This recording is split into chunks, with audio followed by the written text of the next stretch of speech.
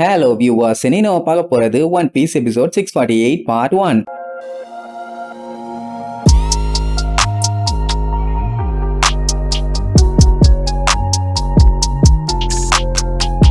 Open பண்ணா அந்த டோன்டா kingdom காட்டுறாங்க. அந்த இடம் இன்னுமே மேல சண்டை நடந்துகிட்டு இருக்கிறதுனால கண்ட மேனிக்கு அதிர்ந்துகிட்டு இருக்குது. ஆனா அங்க இருக்க மக்கள்லாம் நம்ம உசோலேண்ட் அவரோட ஹாக்கி பவரை யூஸ் பண்றதுனால தான் இந்த மாதிரி எல்லாம் அதிர்துன்னு சொல்லி அவன் பேரை சொல்லி எல்லாம் கத்திக்கிட்டே கூட வருவாங்க. இப்ப எல்லாருமே அந்த ஃபேக்டரிக்கு தான் போறாங்க. ரெண்டு பேர்த்துக்கும் பயங்கரமான சப்போர்ட். ஊர் மக்கள்லாம் வெளியில வந்து நின்று கத்திட்டு இருப்பாங்க. அவங்களுக்கு எப்படியாச்சும் அவங்க ஊர் மக்களை காப்பாத்தி ஆகணும். இதுல இன்னொரு மேட்டர் என்னன்னா, இவங்க ஆல்ரெடி அண்டர் கிரவுண்ட்ல தான் இருக்காங்க. அப்புறம் எப்படி இன்னும் கீழே போறதுன்னு கேட்டா, இவங்க இருக்க இடத்துல இருந்து கீழே போய் அதுல இருந்து அந்த பிரிட்ஜ் போதே அந்த வழியா தான் போகணும். ஆனா மேல இல்ல கீழே அப்படியே ட்ரெஸ் ரோஸாக்க போய் அந்த இடத்துல மேல வந்தாங்கன்னா அங்கதான் அந்த ஃபேக்டரி இருக்குது. அப்படின்னா பிராங்கியும் அந்த டாய் சோல்ஜரும் அங்கதான் போயிட்டு இருக்காங்க. இவங்களும் இப்ப அங்கதான் போயிட்டு இருக்காங்க. உடனே உசோப்புக்கு தூக்கி வாரி போடும். அப்படின்னா நம்ம அந்த வழியா போய் தான் உங்களோட ஃப்ரெண்ட்ஸுகளை மீட் பண்ணுமான்னு கேட்டா ஆமாம்பா. யாரு? அந்த லியோ. சரி, டோஃப்ளமிங்கோ கூட நிஜமாவே நீங்க எல்லாம் சண்டை போட போறீங்களான்னு கேட்டா அதுல என்ன டவுட், கண்டிப்பா போடுவோம்னு சொல்லிட்டு நேரா ஏர்போர்ட்டுக்கு கூட்டு வந்துருவான். அந்த இடம் பார்க்கவே ரொம்ப சூப்பராகவும் அழகாவும் இருக்கும். சரி, ஏர்போர்ட்னு ஏரோப்ளேன் இருக்கணும்ல, அதெங்கன்னு வந்து எட்டி பார்த்தா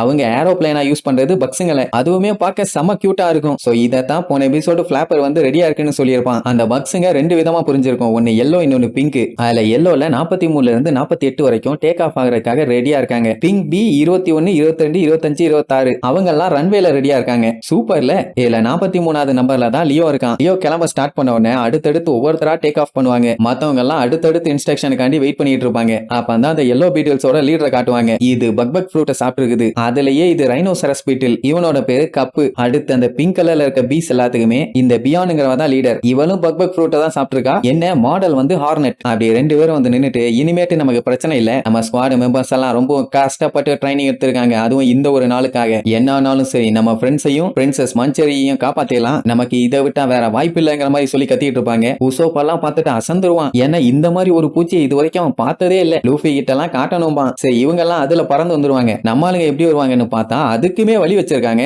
அதுதான் பெரிய சைஸ் 20 பேசஞ்சர்ஸ் பஸ் ஆமா. லீனியர் ஃபாக்ஸ் அட்டுப்புட்டு நீங்க வாங்கன்னு சொல்லி கூப்பிடுவாங்க. உடனே அழகா ரெண்டு ஃபாக்ஸுங்க வெளியில வரும். அதுக்கு மேல ஏறி உட்காந்துக்கணும். உசோப் ஏறி உட்காந்துட்டு சாய்வா சும்மா புசு புசு புசு புசுன்னு இருக்கும். இங்க உட்கார் வாயிலே அந்த கோச் மாதிரியே இருக்குது. அவனுக்கு ரொம்ப பிடிச்சு போச்சு. அண்ட் இவங்க எக்ஸ்பெக்ட் பண்ணதை விட இதுங்க ரொம்ப ஃபாஸ்டா ஓடுங்களாமா. ரோபினுக்குமே அதோட ஹேர் ரொம்ப ரொம்ப பிடிச்சிருக்குது. ரைட், இப்ப எல்லாருமே செட் ஆயாச்சு, கிளம்ப வேண்டியதானே. ஃபர்ஸ்ட் லியோவோட கூட்டம் சும்மா அடிச்சு பிச்சுக்கிட்டு போவாங்க. அவனை ஃபாலோ பண்ணி அடுத்தடுத்து எல்லாம் வருவாங்க. இப்ப இவங்க அடிச்சு புடிச்சு போய் அவங்களோட 500 ஃப்ரெண்ட்ஸை காப்பாத்த போறாங்களாமா. அப்படின்னா ஃபேக்டரியில அத்தனை பேர் வச்சு அவன் வேலை வாங்கிட்டு இருக்கான். சோ இப்படி அடிச்சு புடிச்சு செம வேகத்துல போவாங்களா. உசோப்பு இவ்வளவு வேகமா போவாங்கன்னு எதிர்பார்க்கவே இல்லை. அந்த டீம் ஒரு சவுண்ட், உங்ககிட்ட சில விஷயங்கள் பேசணும்னு. யாரான்னு பார்த்தா அந்த காஞ்சோ. இவரு தான் டோன்டாட்டாவோட சீஃப். அவர் என்ன சொல்லுவாரு, இங்க எங்களுக்காண்டி சண்டை போட்டு உயிர் தியாகம் பண்றதுக்காக ரெடியா வந்திருக்கீங்கன்னு. ஆனா உசோப்பு மனசுக்குள்ள ஒரு வெங்காயமும் இல்ல, நான்லாம் உங்களுக்காண்டி உசுர விடுறதுக்கு தயாரா இல்லன்னு நினைச்சிட்டு இருப்பான். ஆனா அவர் என்ன சொல்ல வர்றாருன்னா, அந்த டோஃப்ளமிங்கோ இந்த டோன்டாட்டா ட்ரைப் பீப்புள் எல்லாத்தையுமே ரீசெண்டா படாத பாடுபட்டு இருக்கானாமா. அப்படின்னா நம்ம என்ன நினைப்போம், ரீசெண்டா அவங்க கூட கம்யூனிகேட் பண்ணிட்டு இருக்காங்க தானே. ஆனா அங்கதான் ட்விஸ்ட், அவங்க கூட கம்யூனிகேட் பண்ணியே 900 வருஷத்துக்கு மேல ஆகுதாமா. அப்படின்னா எவ்வளவு சீக்கிரம் விளங்கிடும். அப்ப அந்த ஃபிளார் ஹில்ல காட்டுறாங்க. அந்த இடத்துல தான் சன்ஃபிளவர் தோட்டமே இருக்குது.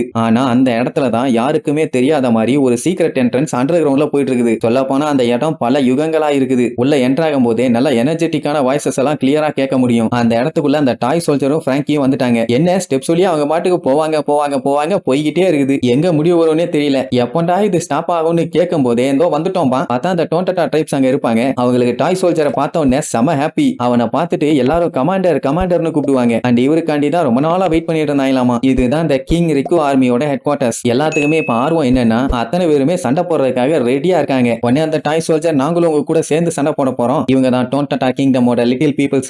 பிராங்கிக்கு ஒன்னும் புரியல இவங்க எப்படி சண்டை போடுவாங்கன்னு. ஆனா அவனுக்கு அவங்களோட ஸ்ட்ரென்த் என்னன்னு சுத்தமா தெரியல. உன்ன மாதிரியே அவங்களும் பயங்கர ஸ்ட்ராங் ஆனவங்க தான். அவங்க மூவ் பண்றத மக்களால கண்ணுல பார்க்க கூட முடியாது, அவ்வளவு ஃபாஸ்டா மூவ் பண்ணுவாங்க. அண்ட் டவுன்ல இருக்க மக்கள் இவங்க எல்லாத்தையும் தேவதைன்னு சொல்லுவாங்க. இதை இவன் இப்படி சொல்லும் போதுதான் பிராங்கிக்கே ஒரு விஷயம் ஸ்ட்ரைக் ஆகுது.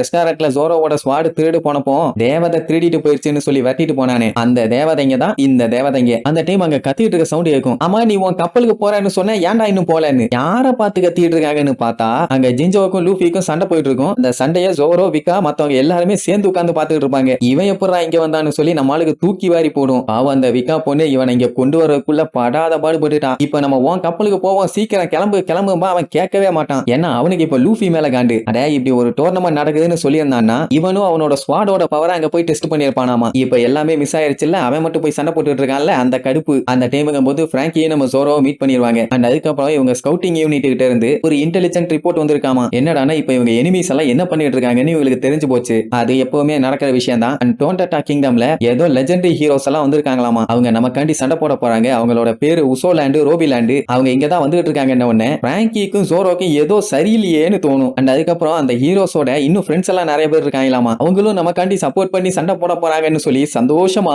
ஆனந்த கண்ணீரோட அவங்க பேரை வாசிப்பாங்க. Luffy land, Zoro land, Nami land, சான் லேண்டு, சாப்பர் லேண்டு, ஃப்ரா லேண்டு, போன் லேண்டு, மொத்தத்துல நம்மளுக்கு அத்தனை பேத்தையுமே லேண்ட் ஆக்கிட்டாங்க. ஜோரோக்கு புரிஞ்சு போச்சு அங்க உசோப்பு நல்லா வேலையை பார்த்துட்டான்னு. நீங்க எல்லாம் சொல்றத வச்சு பார்க்கும்போது நான் தான் ஜோரோ லேண்டு, அங்க பிராங்கி நான் தான் ஃப்ரா லேண்டுமா. உடனே அவங்களுக்கு சந்தோஷம் தாங்க முடியல, ஒரே ஆனந்த கண்ணீர். இவங்களுக்கு சப்போர்ட்டுக்கு ஆளுங்க வந்துட்டாங்கன்னு. நான் அதுக்கப்புறம் தான் ஜோரோக்கே ஸ்ட்ரைக் ஆகும். அவன் சட்டு புட்டுன்னு 1000 சன்னி கப்பலுக்கு போகணுமே. ஏன்னா நம்ம மத்தவங்களும் ஆபத்துல இருக்காங்கம்பா. விக்கா பிடிச்சு வாங்குவா. ஏன்னா இதைத்தான் அவன் முன்னாடி இருந்து சொல்லிட்டு இருக்கான். எதையும் கேட்காம இப்போ உட்காந்து கத்திட்டு இருக்கான். அந்த டைம் லூஃபி அந்த ஜிஞ்சாவோட சண்டையை காட்டுறாங்க. சண்டை விடாம போய்கிட்டே தான் இருக்குது. யாரு ஜெயிப்பா யாரு தோப்பான்னு யாராலையுமே கணிக்க முடியல. ரெண்டு பேரும் கேப் விடாம மாத்தி அடிச்சுக்கிட்டே தான் இருப்பானுங்க. இவனு என்ன பவர் ஹவுஸா? இவனுக்குள்ள பவர் எங்கதான் இருக்குது? இதுல யாரு ஸ்ட்ராங்னு கண்டுபிடிக்க முடியலன்னு எல்லாம் புலம்பி தள்ளுவாங்க. கார்ப்பு தான் கடுப்பேத்துவார்னு பார்த்தா அவரோட பேர பையனும் அதுக்கு மேல கடுப்பேத்துறான். கண்டிப்பா இந்த அட்டாக்ல நான் உன்னைய காலி பண்ணிடுவேன்னு சொல்லி மறுபடியும் இதுக்கு முன்னாடி சுத்திட்டு வந்தானே அதே மாதிரி சுத்திட்டு வருவான். அப்படி வந்து அட்டாக் பண்ண உடனே இதுக்கு முன்னாடி லூஃபி வந்து நார்மல் பஞ்ச் பண்ணான். ஆனா இந்த டைம் செகண்ட் இயர் எடுத்து அடிக்க ரெடி ஆயிருவான். இந்த டைம் நான் உன்னைய கண்டிப்பா அடிச்சு திரிய விட மாட்டேன்டான்னு வேகமா பக்கத்துல வரும்போது